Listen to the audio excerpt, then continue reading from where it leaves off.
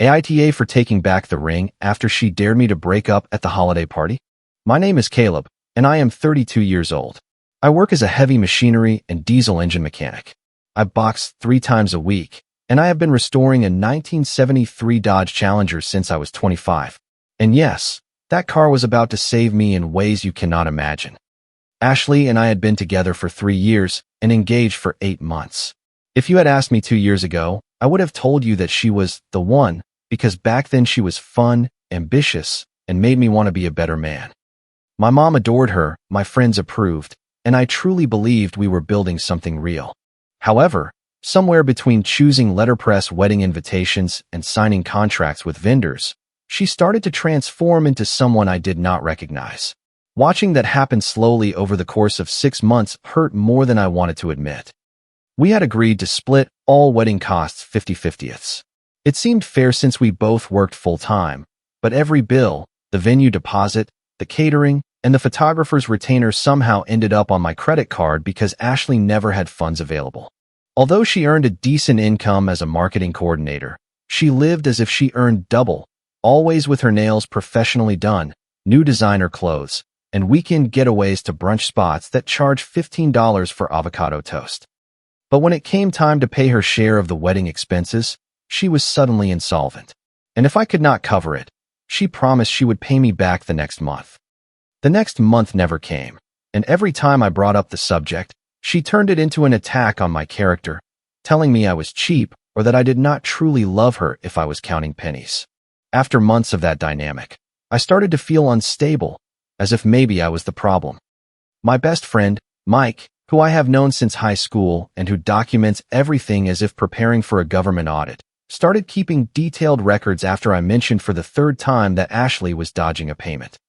By November, he had calculated that I had covered nearly $4,000 in wedding expenses that were contractually supposed to be shared. Plus, I was still paying 2/3 of our dinner dates. Mike takes screenshots of everything, saves email chains, photographs receipts, and organizes everything in color-coded digital folders. I used to joke that he was paranoid, but that habit was about to secure my future. The red flags became clearer in October when Ashley started being secretive with her smartphone, flipping the screen over on the table and taking calls in the guest room. After 3 years together, you notice when behavior changes. I mentioned it to Mike over a beer, and he calmly suggested that I start keeping my own records, including every expense, every conversation about money, and every promise she made, just as a precaution in case things went sideways. I did that for 8 weeks straight until Christmas, documenting everything while acting normal on the surface. The invitation to the Christmas dinner arrived in mid-December. Ashley insisted that I had to be there because her mom wanted to discuss wedding details. I said sure. I finished my shift at the shop early. I spent 2 hours changing the front suspension of the Challenger because the old parts were worn out. I cleaned up and went to her parents' house in the suburbs around 3 p.m. The second I walked in, I knew something was off. The house looked perfect. The tree was trimmed with expensive coordinated ornaments. There was mulled wine on the stove, Christmas jazz was playing, and gifts were piled up, but the people seemed cold. Her mom barely looked at me. Her dad gave me a strange, tight smile. Her sister, Emily, was on her phone, and Ashley was glued to her screen with a little smirk, typing as if she were documenting her own ambush. We sat down for dinner, and for 20 painful minutes, everything was aggressively normal. Passing platters of turkey, superficial conversation about holiday shopping, her dad asking about work, but you could feel the tension growing in the room. Then, Emily mentioned honeymoon destinations, and Ashley's whole posture changed to attack mode. She started a speech about how I was not doing my part financially, how I cared more about that stupid car than our future, and how she was tired of being with someone with no ambition who spent every free hour in a garage covered in motor oil. Her family just listened as if they had been briefed beforehand, as if I were entering a stage play where everyone knew their lines except me. Then Ashley stood up, raised her wine glass as if she were going to make a toast, and said she was fed up with a man with no determination, that she did not need someone who lived in a garage. Then she dropped the bomb. There were men out there who really knew what they wanted from life. Men like Brad. Emily's face went pale. Her dad's fork fell onto the plate with a clatter. Her mom just stared at her wine, and I realized that her mom knew about the situation. But Emily and her dad were hearing it for the first time, just like me. But Ashley was not finished. She took off the engagement ring, for which I had worked 2 months of overtime, and threw it at me with such force that it bounced off my chest and fell to the hardwood floor with a metallic noise. She said it was cheap, like everything I did, and then she delivered what must have been the final blow. She looked straight at me and said, "I'll forget you in a week. I've practically already forgotten you." On Christmas Day, in front of her family, she had just dismantled our 3-year relationship and announced that she had been unfaithful with a man named Brad. The most absurd thing is that I suspected something, but I did not have certainty until that moment. I stood up slowly. For about 5 seconds, I felt fury, but then a strange calm invaded me because she had just done exactly what Mike and I half expected: explode in front of witnesses and hand me everything I needed. I bent down, picked up the ring from the floor, took the spare key to her apartment out of my pocket, and placed it on the table. I looked at her dad and said, "Thanks for having me. I'm sorry it ended like this." Then I walked out while Ashley started shouting something I did not hear. I sat in my truck for 10 seconds and sent a text to Mike. It happened. She detonated everything. Initiating protocol now. I went to his house while my phone blew up with messages from Ashley that, in 15 minutes, went from furious to confused and then to panic. Mike opened the door, looked at my face, and said, "She really did it." I just nodded while he took out his laptop because we both knew what was coming next. You see, I had spent 8 weeks preparing for exactly this scenario, not because I wanted the end, but because I started to recognize the financial manipulation and the emotional gaslighting that Mike helped me document. Every time I mentioned the unbalanced expenses, she attacked my character, and after months of that, I felt like I was losing my mind. But Mike convinced me to keep everything. Screenshots, bank statements, emails, and audio recordings, just as a precaution in case things imploded and I needed proof that I was not the crazy one. That night, sitting in Mike's apartment while he opened meticulously organized evidence folders, I felt a strange peace because, for the first time in months, I was not confused or doubting myself. I could see the whole pattern in black and white and knew exactly what was coming next. The morning after Christmas, I woke up on Mike's couch with 23 missed calls from Ashley and about 50 text messages that started with apologies at midnight. They became accusations at 3 a.m. and transformed into incoherent delusions at dawn. The first thing I did was change all the locks on my apartment because she had held a copy of my key for 6 months. Mike was already awake, sitting at the kitchen table with his laptop and 3 highlighters aligned like surgical instruments. He looked up with grim satisfaction and said that we had everything we needed to dismantle her narrative. The plan was direct but thorough. Block Ashley on all platforms. Update emergency contacts at work and with my insurance company to remove her. Initiate the systematic cancellation with the wedding vendors. And most critically, perform a complete financial audit of every dollar I had spent that should have been divided 50/50ths. Mike had created a detailed spreadsheet, separating every wedding expense by vendor, date, amount, and who was contractually responsible for the payment. Seeing 3 years of imbalance exposed was genuinely shocking. I had been paying in parts and had not noticed how unequal everything had become. Just the venue deposit was $4,500, paid entirely from my account. The catering was $3,200. The photographer was $500. Plus, there were probably about 15 minor expenses, adding up far beyond my fair share. I started making the calls that afternoon. And here is something useful that most do not know. Many wedding vendors in the United States have reasonable cancellation policies if you are outside certain deadlines.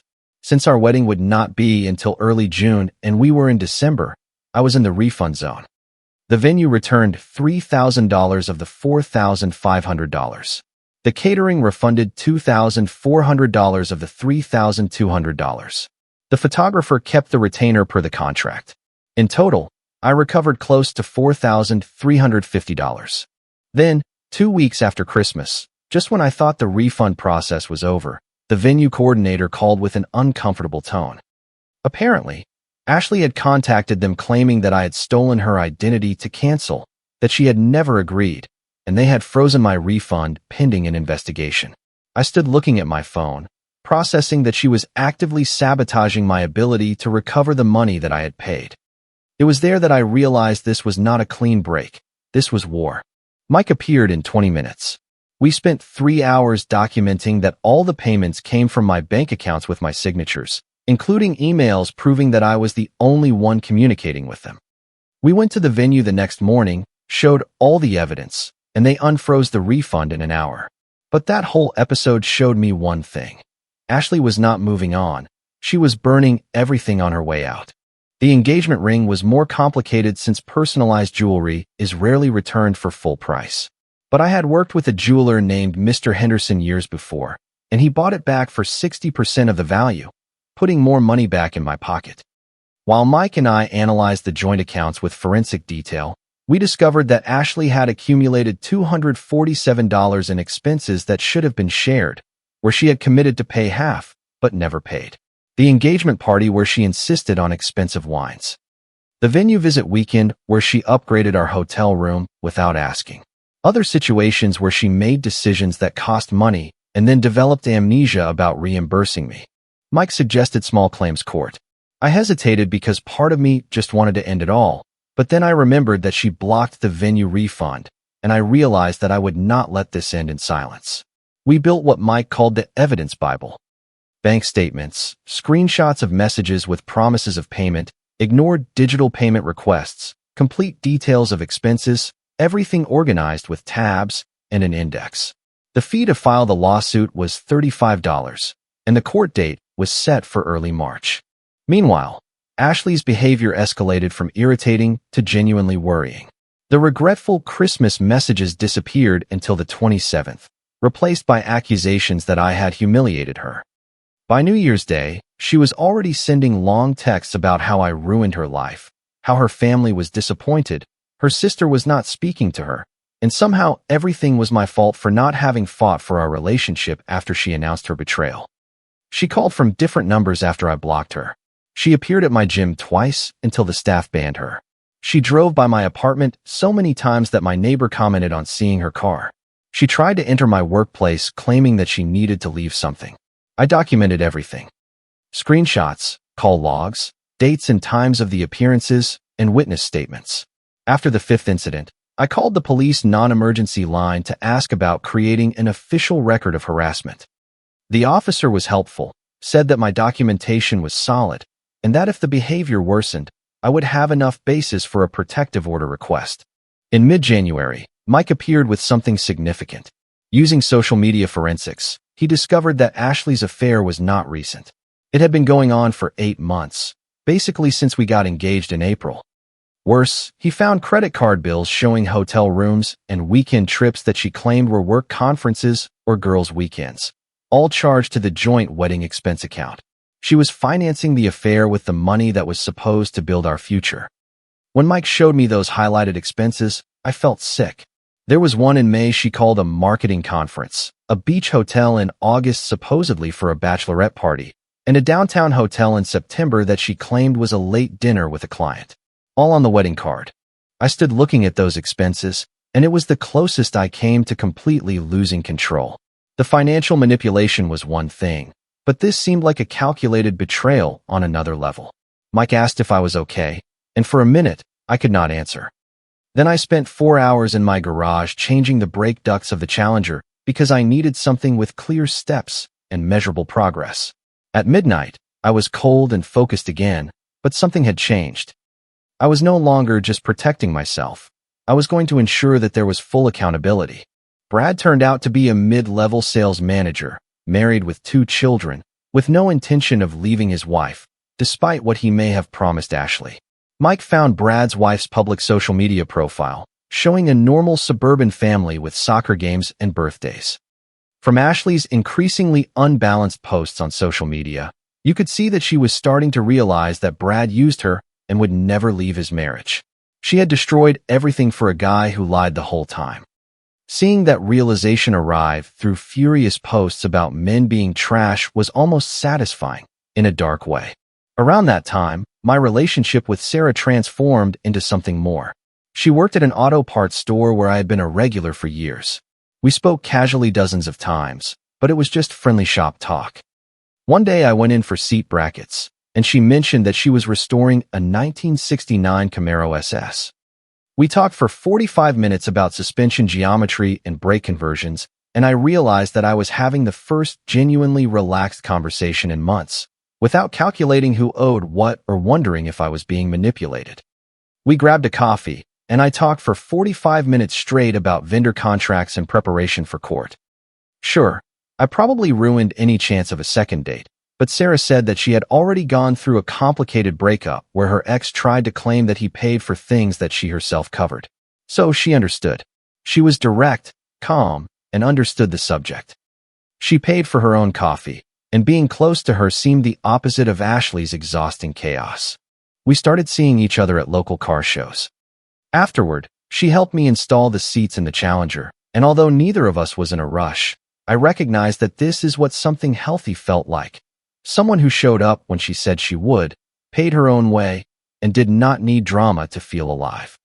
Somehow, Ashley found out, and it was there that things became truly volatile. There is an indoor karting facility called Velocity Track that we frequented monthly. On a Friday at the end of January, Sarah and I were there for a birthday when Ashley appeared without invitation, clearly intoxicated, bursting into the lobby and shouting about how I betrayed her and destroyed her life. She pointed at Sarah, insulting her with names that I will not repeat, telling everyone that I was dating someone behind her back, completely rewriting history. Sarah seemed confused, having known me only 2 weeks before. She was about to try to calm the situation when Ashley took someone's helmet and threw it against the wall with such force that she broke the visor. The manager called the police. They issued a formal warning for criminal trespass, banning her permanently from the premises, and I added everything to the evidence Bible. My phone vibrated with more messages that night, but I just took screenshots and went back to talking about carburetors with Sarah while Ashley's life spiraled somewhere outside my concern. The date in small claims court fell on a Tuesday morning in early March, one of those gray late winter days where you can see your breath in the parking lot. I arrived 45 minutes early with Mike, who was carrying a briefcase that looked like it belonged to a corporate lawyer, even though we were discussing a relatively small sum. Ashley arrived 10 minutes late, dressed in her job interview clothes, with dark circles under her eyes that makeup could not hide, carrying only a purse but zero documentation. When they called us, she tried to make eye contact, as if that would change the outcome. The judge was a woman probably in her 60s who seemed to have seen all possible variations of marital drama and had zero patience for nonsense. She started by asking Ashley if she had evidence contesting my claim that she owed money for shared expenses that she had agreed to split. Ashley embarked on a disjointed story about how the relationship was complicated and I always earned more, so it was not fair to expect equal payment when I knew that she was struggling. Completely ignoring that she lived above her means and that her struggles did not prevent her from getting a weekly manicure or dining in expensive restaurants. The judge interrupted her mid-sentence with a look of deep weariness and asked if she had bank statements, text messages, or receipts showing that she had paid her share. When Ashley admitted that she did not bring proof because she did not think she would need documentation for something so obviously unfair, I saw the judge's expression change from neutral to completely fed up. Mike and I presented the evidence Bible. Close to 40 pages organized with marked tabs and a probably exaggerated index, but Mike does nothing halfway. The judge skimmed it for maybe 3 minutes, nodding occasionally, then looked up and gave the ruling. Ashley owed me $325. The original amount plus court costs, payable in 30 days under penalty of wage garnishment. Ashley's face went pale. She started to get up to argue, but the judge just said, "Next case." And that was 3 months of drama resolved in 8 minutes of a hearing. We walked out into the gray morning, and Mike made a small victory gesture with his fist. I actually just felt tired and ready to stop thinking about Ashley and really move on instead of just surviving her chaos. I genuinely thought that would be the end, that losing in court would make her realize that she needed to move on.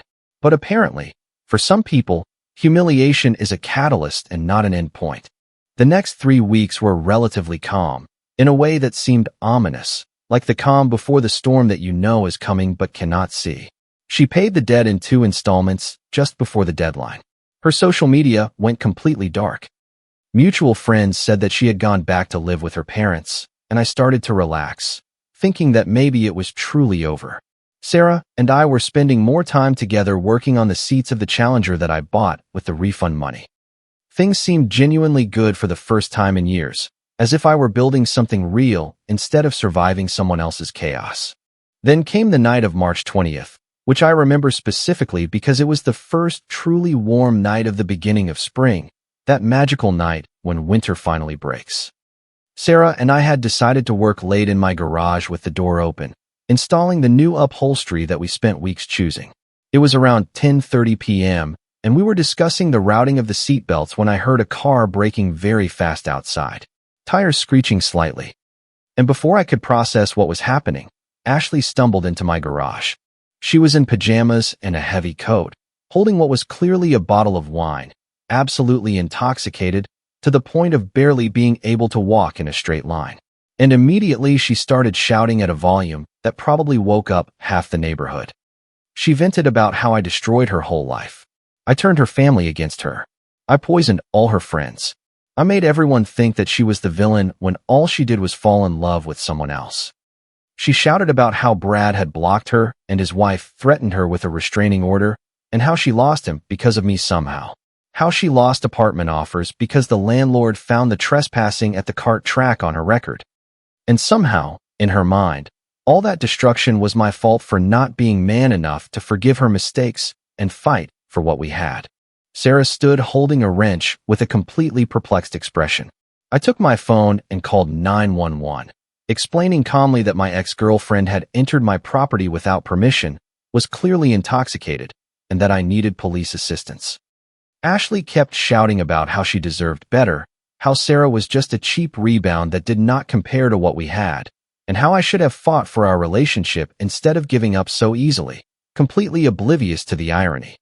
After having thrown a ring at me on Christmas and announced her 8-month affair to the family, the police appeared in 8 minutes, which seemed like hours while Ashley stumbled around my garage, arriving dangerously close to the Challenger, worrying me that she would damage it. The officers who attended handled it perfectly. They asked Ashley to step outside in a tone that left no room for argument. They performed a field sobriety test on my sidewalk, which she failed spectacularly. They checked the system and found all the previous reports of harassment, plus the cart track incident, and then they arrested her for trespassing, public intoxication, and violation of the conditions of the previous warning.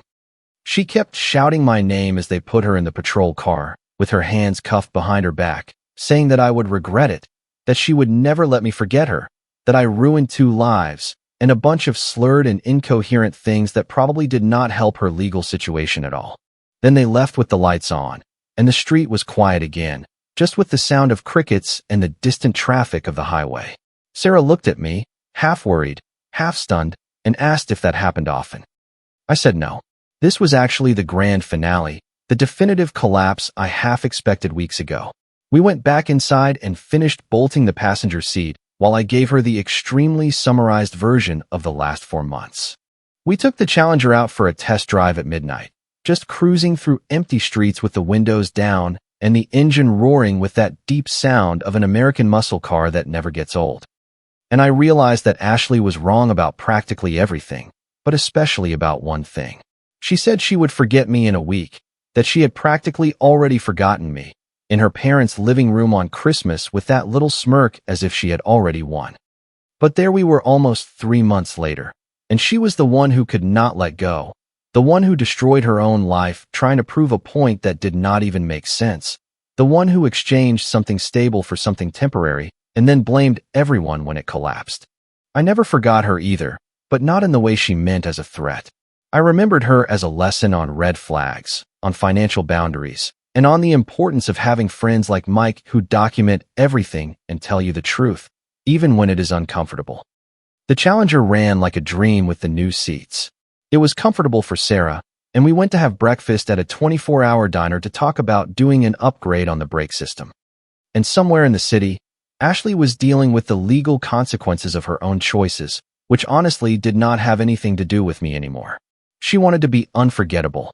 She wanted to be the one who walked away and moved on to something better. But instead of that, She became exactly what she accused me of being: forgettable, irrelevant, and trapped in the past, while the rest of us moved on. Comment: I hope this story reminds you that your dignity is worth more than any relationship that demands you lose yourself. Setting boundaries isn't about being difficult, but about protecting your peace and your future. Sometimes, facing the hard truth, even when it hurts, is the only way to break free from manipulation. You deserve a partner who meets you halfway, respects your hard work, and values your contribution. Real love feels like safety and support, not a constant battle or a drain on your spirit. We often see that trying to build happiness on a foundation of lies eventually makes everything crumble. Letting go of toxicity opens the door for the right people to walk into your life when you are ready. Never be afraid to stand up for yourself or walk away from situations that no longer support your growth. Keep building your own path, stay true to your values, and let your success speak for itself. If you liked it, don't forget to leave a comment and support the channel by subscribing. See you in the upcoming stories.